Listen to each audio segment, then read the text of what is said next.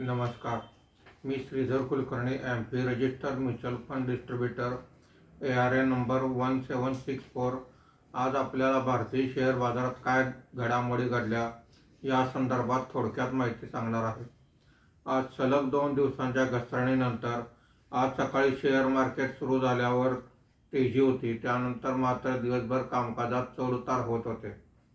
आज मार्केट बंद होताना सेन्सेक्स हा 50 पॉईंट वाढून 74,609 वर बंद झालेला आहे.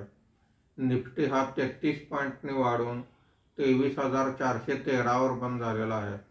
आजच्या कामकाजामध्ये BSE metal index 3.30%, BSE consumer durable index 2.43%, BSE oil and gas index 1.77% वर आहेत. BSE IT इंडेक्स 1.11% खाली आहे. निफ्टी मिड कॅप इंडेक्स 0.77% वर आहे.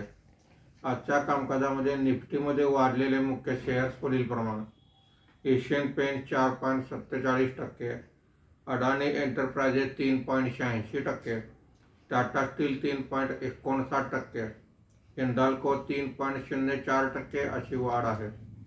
आज निफ्टीमध्ये घसरलेले मुख्य शेअर्स पुढील प्रमाणे: Eicher motors 2.17%, Mahindra and Mahindra 2.02%, power grid corporation 1.57%, Infosys 1.51% अशी घसरण आहे.